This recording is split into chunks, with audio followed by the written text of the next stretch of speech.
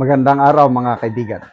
Bigyan natin ng reaction opinion itong video posted by Attorney Trixie Cruz Angeles. Day 14 po sa trial, pasalamatan natin si Presiding Officer Escudero. Napakaganda yung pagtatanong niya doon sa COA witness at napaamin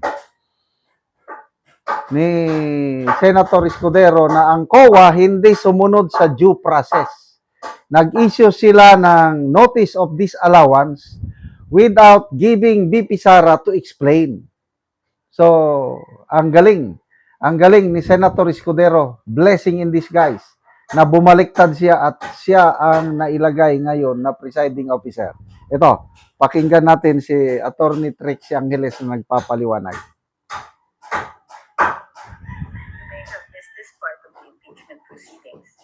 Subalit dahil hindi yan dumaan sa notice of suspension, in-issue niya yung notice of disallowance nang hindi binibigyan ng pagkakataon. Sumagot muna o magpaliwanag ang OVP. Wala pa po sila. Ngayon pa lang kung sakasakali kung mag-appeal sila. Opo. The presiding officer. Ulitin natin ha.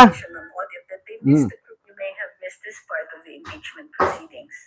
Subalit dahil hindi yan dumaan sa notice of suspension, in-issue niya yung notice of disallowance nang hindi binibigyan ng pagkakataon. Sumagot muna o magpaliwanag ang OVP.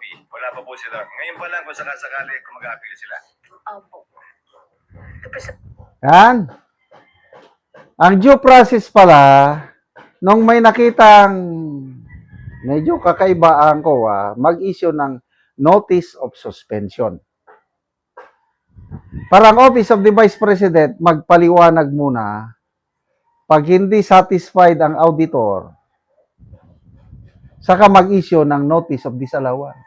So, sinong lumabag sa due process?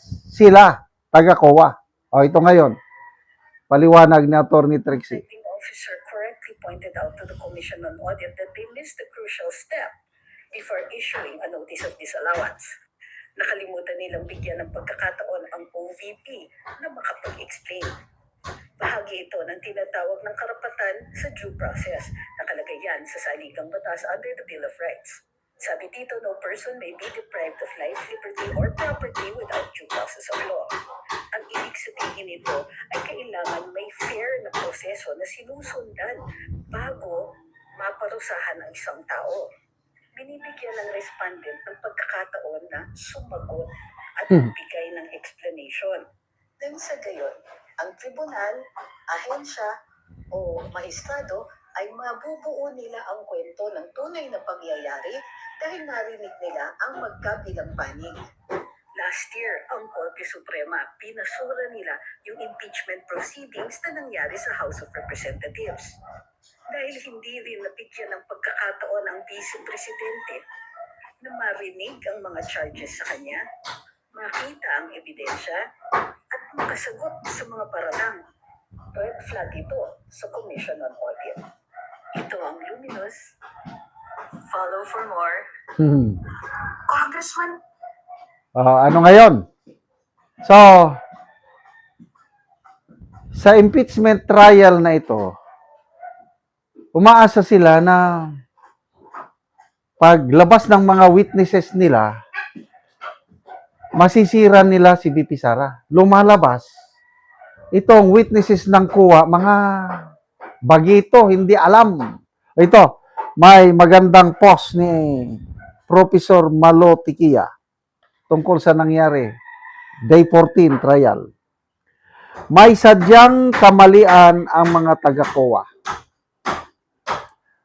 Bata, kulang sa karanasan, walang alam sa security protocols, mahilig mag-interpret na wala naman sa joint circular ng CIF at di pa tapos ang mismong proseso ng COA para humusga.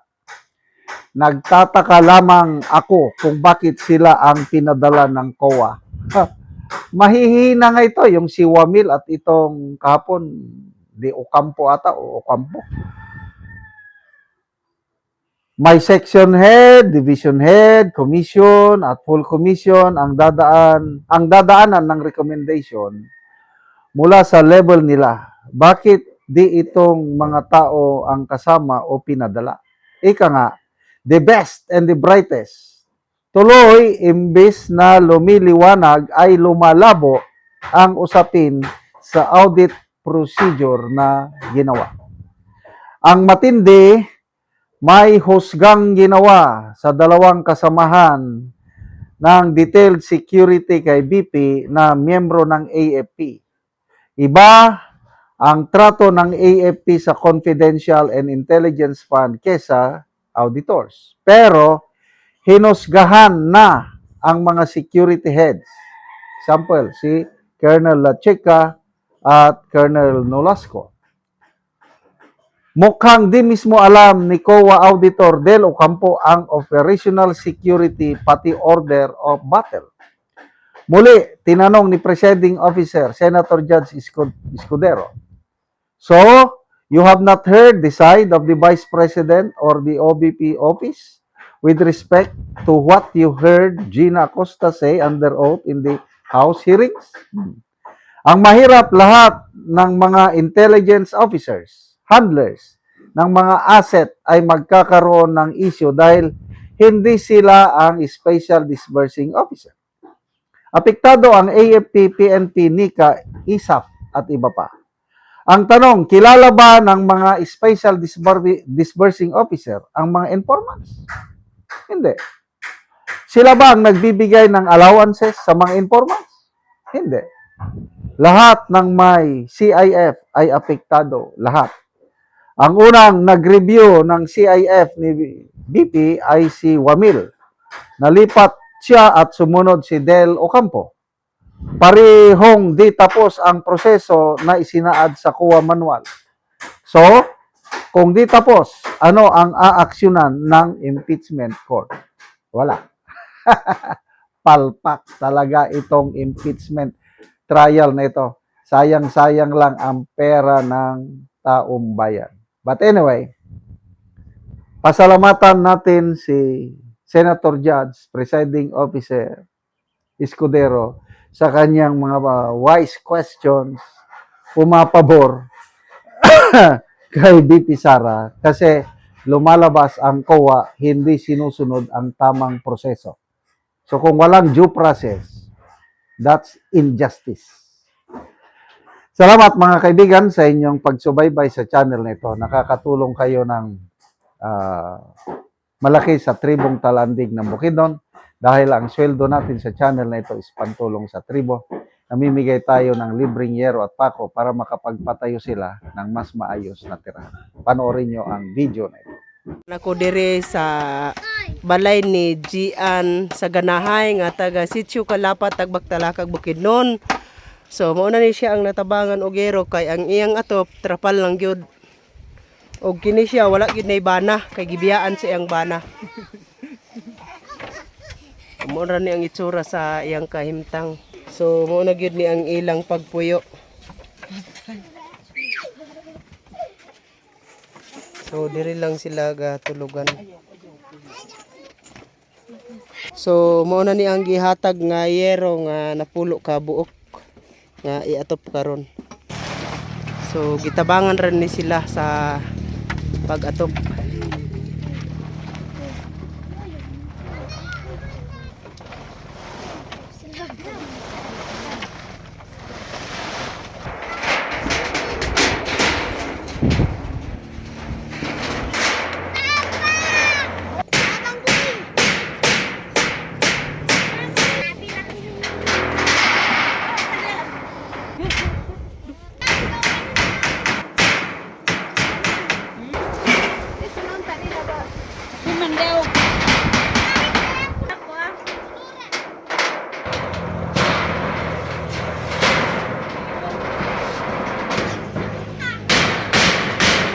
O karon humanagid sa pag-atop ang inatabang nga hero. So nakaatop na gid ang tag-iya aning balay.